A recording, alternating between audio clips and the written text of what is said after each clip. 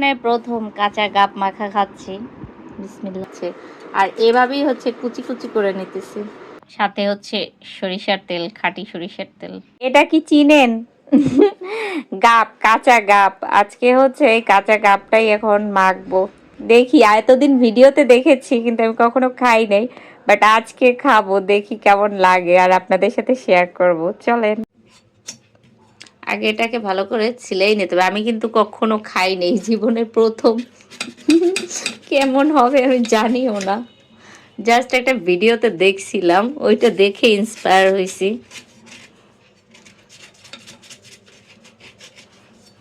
আচ্ছা, কাটা কোটা শেষে দেন হচ্ছে আপনাদের সাথে আবার ফিরে আসছি।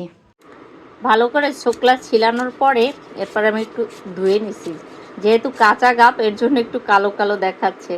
আর এভাবেই হচ্ছে কুচি কুচি করে নিতেছি। মেশিং নিছিলাম কিন্তু মেশিং দিয়ে আসলে মূলত কুচি কুচি হচ্ছে না। গুলা কিন্তু সুন্দর করে কুচি কুচি করে নিছি, কালো হয়ে গেছে কষ আর কি, এর জন্য। শুকনা মরিচ দিলে হয়তো মনে হয় ভালো হয়, কিন্তু আমি এখানে একটু গুঁড়া মরিচ দিতেছি। পরিমাণ মতন লবণ, এখানে তেঁতুল অ্যাড করে দিলাম, সাথে হচ্ছে সরিষার তেল, খাঁটি সরিষার তেল। এখন হচ্ছে চটকানোর পালা। আমি আসলে কখনো খাই নাই, লাইফের ফার্স্ট খাবো, আর রিভিউটা তো অবশ্যই আপনাদের সাথে শেয়ার করবো। এটা খেতে আসলেই কেমন মজা হয়েছে। এখানে এক টুকরা হচ্ছে লেবু নিছি, লেবুর রস দিয়ে দেব। জম্পেশ হবে মনে হয় খাওয়া দাওয়া।